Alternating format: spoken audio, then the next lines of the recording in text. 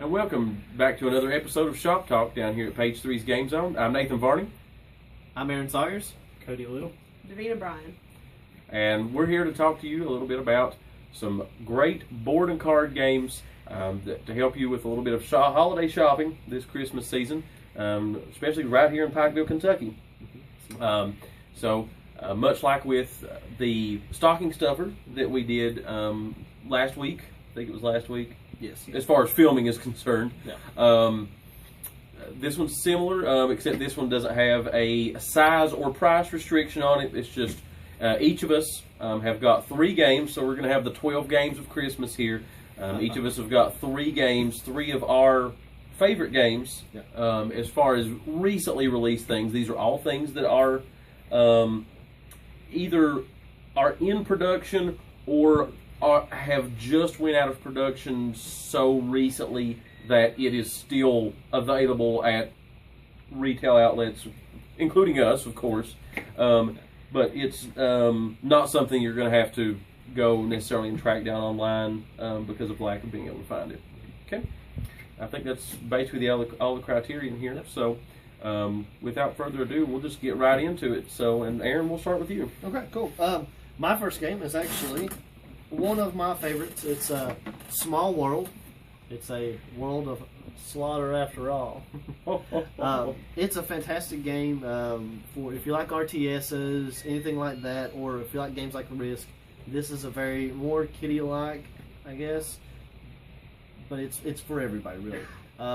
You have a map and you're taking over that map, and you actually have random. You have races and abilities, and they're random every time. So every game is different. And it's pretty short. It usually lasts from 8 to 10 turns, depending on how many players you have. They have different map sizes for everybody, for different players, how many players you have. I love it, and it's so easy to pick up. Yeah, absolutely. And there's actually 4 other expansions to make it even bigger, with more races and more abilities. Now, this game normally plays, is it 2 to 5 out of the base set? Is that Yes. right? Yeah. Okay. And it's right about 45 minutes to an hour? Yeah. Most of that was actually listed on the box? I think it's actually listed for... It's 40 to 80 minutes, 40 to 80. but the 80s... Once you pick it up, it's 80 would be pretty extreme. So yeah, that 45 minutes, 60, solid. Yeah, 80's solid. usually about the first time you're playing and learning. Yeah, absolutely. Now you mentioned that it was a kiddie toward like Risk, but with the, I mean, in my opinion, I don't know if you agree with this, but I would say kiddie on the presentation and the art. Yeah, more of the but art stuff. not the gameplay. No, because the gameplay is, I mean, I guess a younger child probably could play this game. Yeah. I think it's listed at, 10 plus, 8 plus? 8 plus. So I could see an 8 or 10-year-old being able to pick this game up and play it, but 20, 30, 40-year-olds, adults Oh, absolutely. have a blast. So I can remember this was one that you had mentioned several times about, me needing to try before I finally did, and I was like, yes, Lord. Oh, yeah. It's To borrow a quote from Davina there. You're welcome. And it's, like I mentioned with each of the random races, almost every game is different because of that random mix. Yeah. So, I know 2 of us have played this, and Cody, you've played this. Yeah. Have you played this one, Davina? No, I've not played that one. No, it's definitely a really good game. Almost, I mean, I would call it a light board game. Mm-hmm. Worker placement-ish. I mean, you have characters you're placing on the board strategically. Mm-hmm. Yeah, you're controlling... but it's also kind of creating almost combat. kind of. You're controlling lands, Mm-hmm. and you have a certain number of units depending on your race and your ability. Right. And you're just trying to control lands for gold income, and whoever has the most gold at the end of the game wins. Definitely, it's a great game. I think this is our demo copy. I think our MSRP on this game is $55. Is that right? I believe so. For ours, No, it's, if I remember right. Give or take a few bucks there. It's $55, and it is. And as with the same thing we did with the stocking stuffers last week. If you come in and mention that you watched this video for this, we'll give you 20% off that game. So it's going to save you, approximately $10, depending on the actual MSRP. It's between 50 and 60 bucks. 55 is the number that's coming to my mind, though. So, 55 sounds right. Yeah. If I remember right. So, but nonetheless, it's a Small World from Days of Wonder. An excellent choice. Yep. Bigger than flying sorcerers. Okay. So I guess I'm going to be up next here. And my first game that I want to feature is Thunder Alley by GMT Games. A great racing game. Plays 2 to 7 players right out of the box. Is listed at 60-90 minutes, and that's pretty spot on. Right, just over an hour, typically. Right at an hour if everybody has played before. It's NASCAR, the board game. It's not licensed NASCAR, but it should be. I mean, as far as that goes, it is I feel like good component quality. Other than maybe the cards themselves, not a solid stock, and for me, but the boards, it comes with multiple boards. I mean, this box is really heavy, and it simulates an entire NASCAR race in 2 rounds, 2 trips around the track. Typically, I think there's maybe one or 2 boards or scenarios where you are going to play more, but you have a hand of cards. You play the cards to maneuver your stock car around the track, and those cards can take other of your cars and other players' cars with you as you move, and the winner of the game is the player that they're stable, if you will, because you have multiple cars that you're controlling, is whose stable does the best overall. So it's not just who crosses the finish line first, but who has the best overall performance from all their cars. And it's really back and forth. There's events that can happen. You take wear and tear on your car, your tires, your chassis, your engine, and so forth as you go. And event cards that can affect those. I know I've had my car, and we played one game that we played. I took a gamble and played a card that put permanent damage onto my car's engine, and at the end of that round we drew an event card that said that forced the player whose car had the most permanent engine damage, their engine exploded. And I was like, well, look at this. That sounds about right. About 35 seconds ago I played a card that gave me the only engine damage in the game. So, but it's the risk you take to be able to play a card that lets you move that far and that fast on a single turn. So, it was a gamble I knew that was there, and it just didn't pay off that particular time. So, a really, really good game. I think I may be the only one that's played this. Is that right? I've not. Yeah, this definitely, guys. I think we did this for a game night. Some of us played this for one of our Thursday night game nights down here, and everybody had a good time. I think. I say that, and if Josh is watching this, he's probably thinking to himself, "I didn't."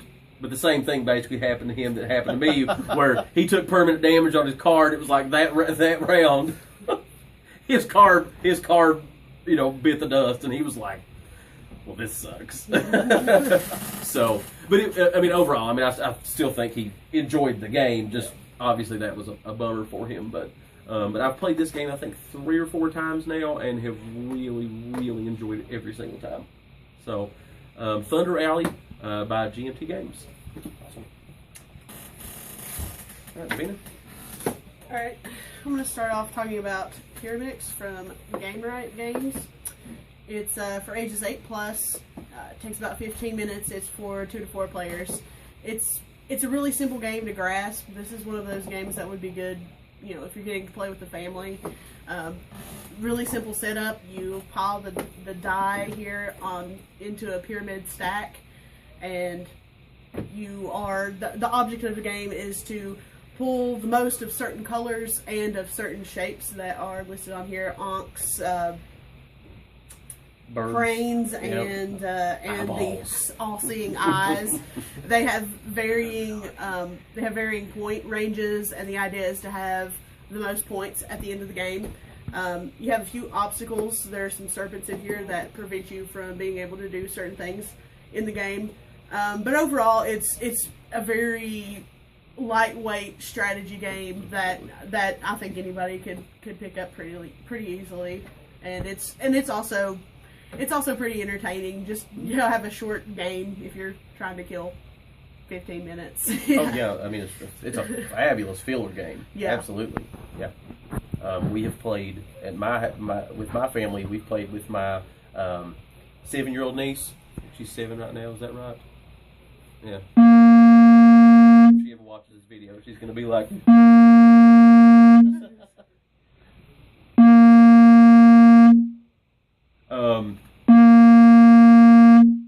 Anyway, we had a great game, no problem. So.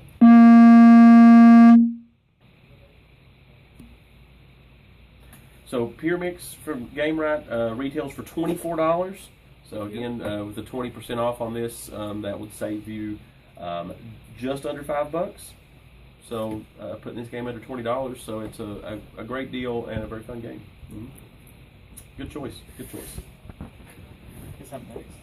Yep. I'm going to start off on the more cooperative side of things. It's Sentinels of the Multiverse. It's a game that starts out of the box, plays about 2 to 5 people, and generally it says about 30 to 60 minutes. Closer to 60. Yeah. Usually. Yeah. Even for everybody that knows how to play the game, I don't know that we've finished a game in under 45 minutes. Yeah. And that's not a bad thing. No, it plays wonderfully. Comes with, I don't remember how many hero cards, 10 different heroes. And each one of them has their own specific deck, and they have their own abilities, and their decks work in a certain way. And all of your characters are working together to try to take out this one main villain. That's they range. I think there's got about 8 different villains, and they've got to start what they say is a starter villain, and they move up to the harder villains as well. Mm-hmm. But you can also have environment decks with your villains that mix and match with all of them, so you very rarely will play the same game any time, really. But it's one that you can't just play it with everybody taking their own thing. Everybody has to actually cooperate if you want to be able to beat the villain. Yeah. There's no way that one person can sit over there and do his own thing and expect to beat the villain by himself. Absolutely. No, it is full on 100% co-op. If you're out for yourself in this game, you're gonna die, and not just you, but all of your friends probably will too. So, yeah. There is one thing about this that is really nice, that even if your character dies, they keep 2 abilities. Mm-hmm. Typically. It's not something that's real major, but it can actually still benefit the other players. Yes. And you're not just eliminated from the game.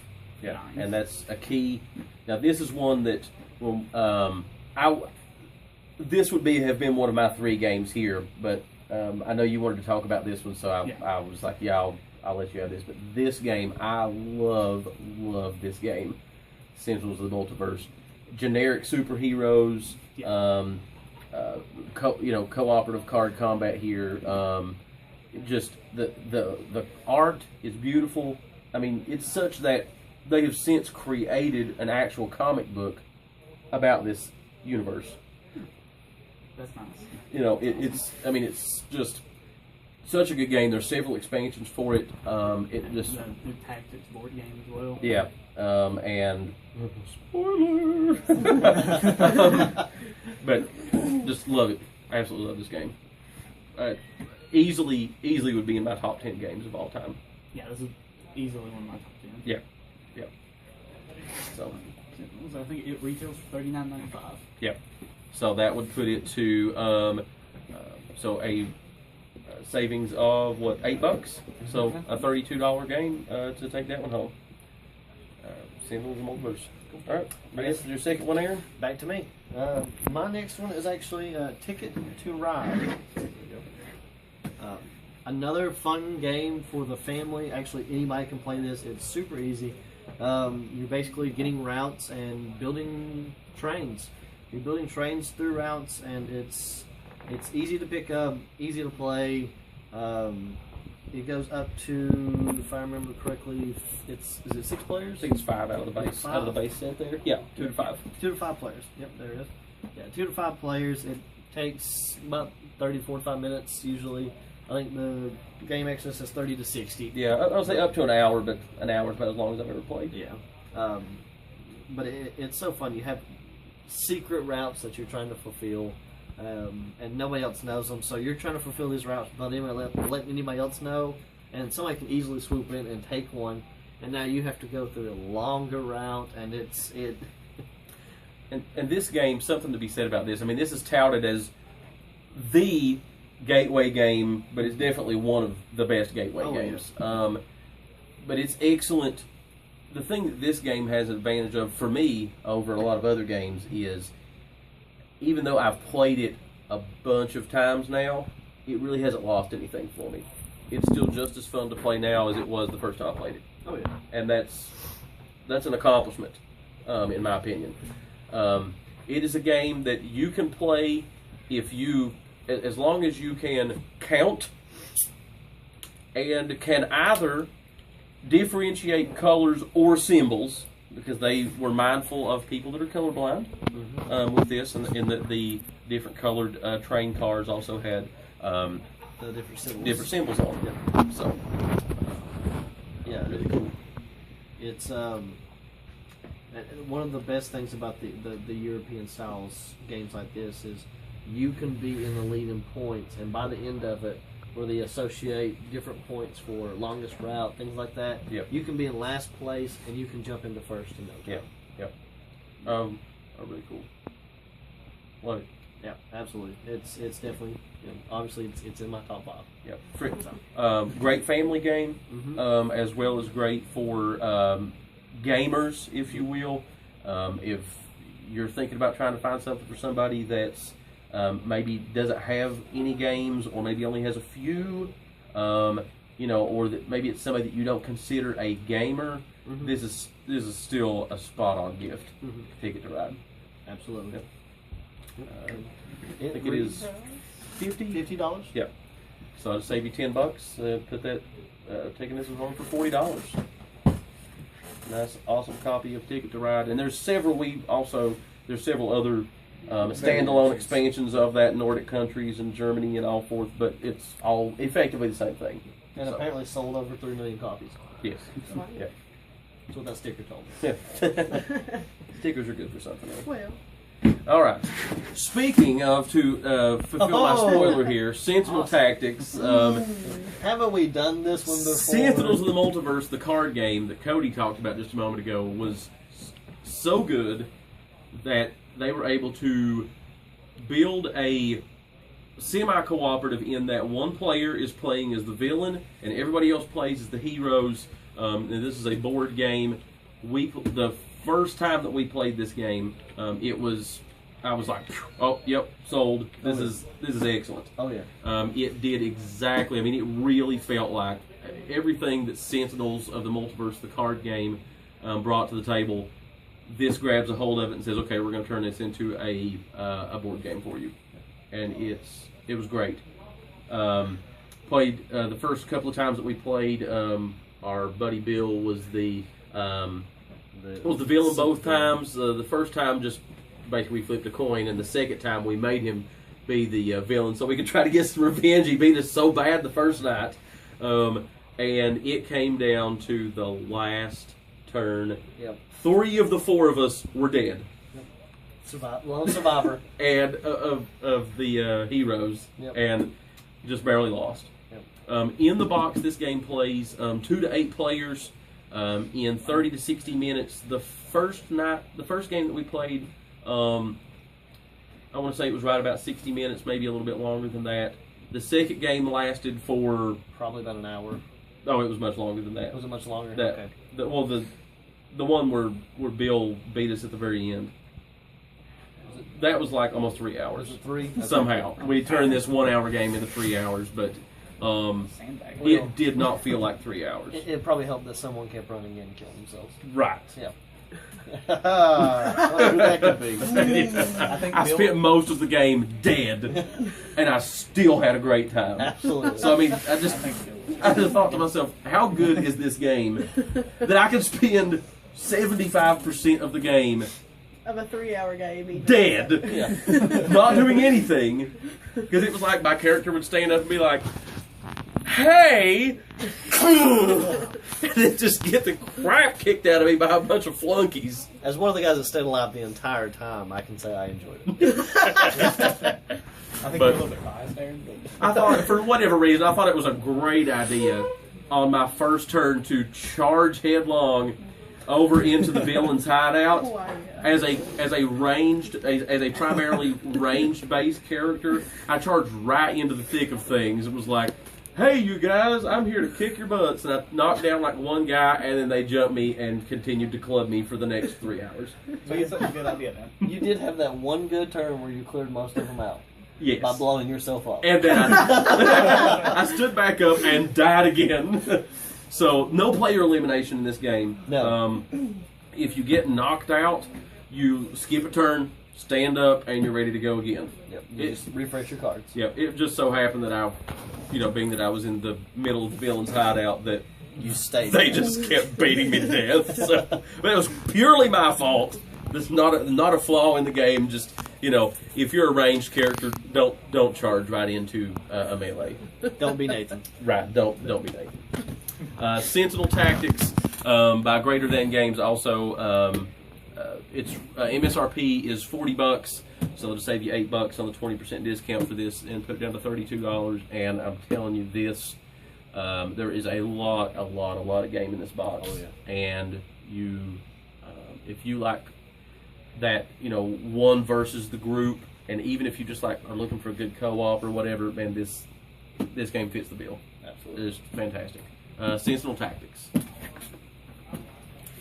Davina, you're number 2? I'm going to talk about my favorite game probably in the universe, Carcassonne. This is the winter edition, but we're going to be getting in the regular base sets here pretty soon.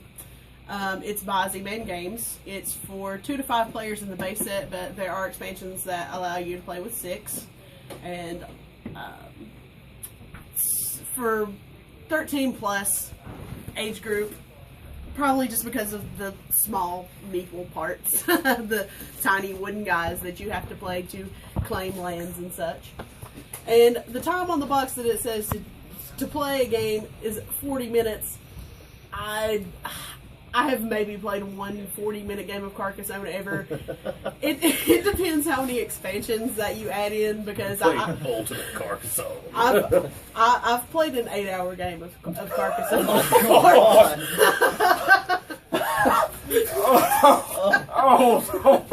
You've got me beat. and I didn't use every expansion that I had either. Two has been my longest. That's probably what I love about it, is that each expansion's time that it adds to the game is probably an additional 30 to 40 minutes. Okay, that's true. Yeah. So you start throwing 8 or 9 expansions in there, and you got yourself a good lifelong game. No kidding. I believe it's a RPG campaign after a I while. don't know if I can continue this video. 8 hours? 8 hours. Oh. Okay, you watch this video, please make sure you know that this game is not an 8-hour game. No. Alright? Like, Davina and her gamer friends have taken great lengths to turn that into an all-day ordeal. I So, just created Ultimate Carcassonne. okay. That 45 minutes to an hour is pretty solid for this one. 40 minutes is maybe a little bit on the It's a little slim short. side. It's but usually an hour, especially if you're playing for the first time, because Yeah. it's semi-cooperative, because you show everyone your piece, and together you all kind of work on where to place the tiles. it's kind of like a puzzle, but at the same time, you have to be strategic about the placement of the tiles because you want to make sure that you get optimum claimage on lands, rivers, roads. Well, not rivers, but lands, roads, and expansion. yeah, that's true. Yeah. And monasteries, thus and thither. Yeah. It's $34.99 retail, and the most of the expansions are way less than that. I don't believe that the expansions cost as much as the base set. This is the winter edition, which is kind of like in my head because it's not going to go with any of the other expansions that you buy because all the expansions are grass related, and this has nice little snowflakes and snow covered land.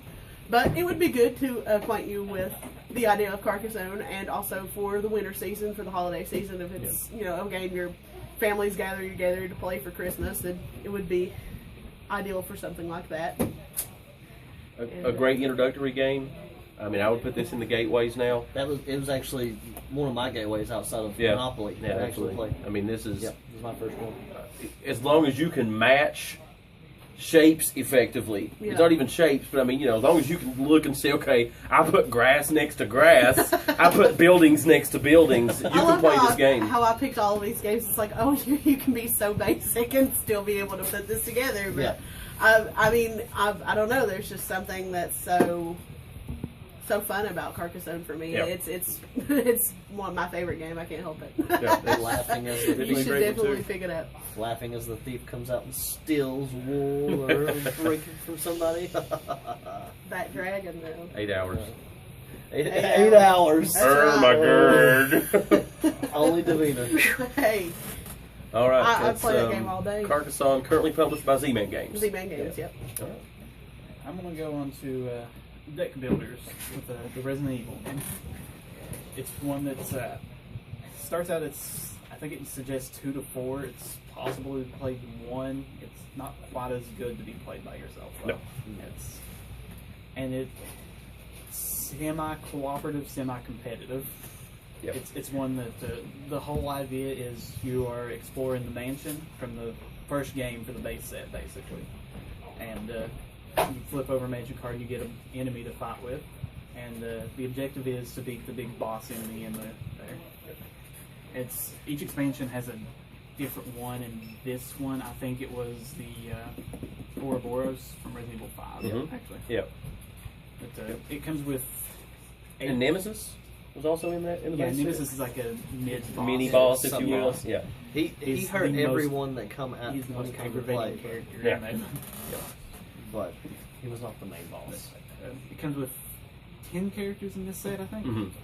And each character has 2 different abilities, and each ability activates as you kill enemies. And the enemies give you decorations, I think it's called. Mm-hmm. Yep. And the decorations actually supply to your experience. Like some characters needed 1 to level up, some of them needed 4 to 5. And enemies could generally provide anywhere from 1 to 4 decorations. Yeah. I think the boss provided like 6, maybe. But at the end of the game, it was whoever had the most decorations won. Your characters can die, but you're not fully eliminated for your first death. Yeah. It just takes 20 health off of your maximum, and then you skip a turn and come back. Yeah. You can die permanently if you lose all of your health in that If fashion. you're really reckless. Or if or unlucky. Or if the other players actually try to fight with you as well, because they don't have to just go through the mansion. It could turn into a free-for-all if you guys just really hate each other. Yeah, I haven't played a game yet with anybody turning on anybody, but I have. Of course. It's really risky like that, because you start taking damage like that, and then they're going to start damaging you, and then you're going to have problems going through the mansion. I think every game I've played, it's been more competitive than cooperative, but I don't think I've had anybody turn on anybody yet. It's one that it's pretty easy to pick up. I think your first game will probably take you maybe 45 minutes. Yeah, right around an hour. 45 minutes to an hour, but once everybody's learned how to play, it'll go roughly about 30 to 45 minutes every time. It's generally a pretty short game and pretty simple to pick up. It's not the most basic of deck builders because you have 2 to 3, you have 2 currencies to keep track of and the actions to keep track of as well. But it still stays simple enough that about anybody could pick it up. It's unfortunate. This was the game that I mentioned earlier that was that Bandai has taken out of production, but it is still recent enough that it's still available. I mean, we have copies still here. It was one of the first deck builders, one of the first that I played, and I really did like this. I know a lot of other people, a lot of reviewers and whatnot have given it some flack, and I didn't see it. I just didn't see that. I did enjoy this game. I played really well, and each of the characters are different enough that if you play with a different lead character every time, it's awesome. Yep. The later expansions, having partners and everything, it starts getting really well. All the expansions work really well together. Yeah, well, I think later they add the infection mode where you can, if you die, instead of out of the game, you actually turn into a zombie yourself, and you're attacking the other players. That one's definitely a lot better if you have more people. Yeah, of course, it's more people, but it's a pretty simple game. Retails about $29.99. Yep. So I put it to $24. Yep. Okay. Resident Evil by Bandai. All right, your last game, Aaron? Yep, my last game. Mine is actually Game of Thrones, the LCG. I'm shocked. Turn game. I know, right? It's only because I let him. Yeah. Me and a couple of the guys have actually got really taken to playing this game around here. Love it. If you're a fan of the series, you'll love it. If you like the fan of the series and you like Magic, it's similar in aspects. It's a head-to-head game. Sometimes you can play 2-on-2. It even goes up to, with an expansion, it actually goes up to 6 players. The original set here actually comes with everything you need to play from 2 to 4 players. So, and it's fantastic. You run with gold. Goal is to get the 15 power. You have 3 different challenges you can do. One will kill a character. One, you take cards from your opponent and discard them, and another one you actually steal power from that opponent. Which is victory points. Which is the victory points. And then when you throw multiplayer with 4 players, you throw in titles, and then you have the support and oppose, where if you support them, you can't attack them, but you can defend for them. But you can defend for them, and opposing, you can actually get an extra power for winning a challenge against them. It's really great for strategic people who like that, and definitely, like I said, fans of the series. Artwork is beautiful on the cards. Absolutely. Oh, yeah. One of my favorite card games right now, and the lovely part about the LCGs is everybody buys a pack, gets the same cards in those packs. So it's not any kind of randomness, or there's no rares. Right. So there's no who has the most money buys the best cards. Exactly. So that's one of my favorite parts. It's definitely a good pickup for anybody who likes to play. And we're always playing down here on Thursday nights. Yeah. play pretty regularly. Yep. If anybody wants to join in, we're willing to teach. And this is a little bit of a deeper game. This is. As far, even for the living card games, it is one of the deeper ones. So I definitely would not suggest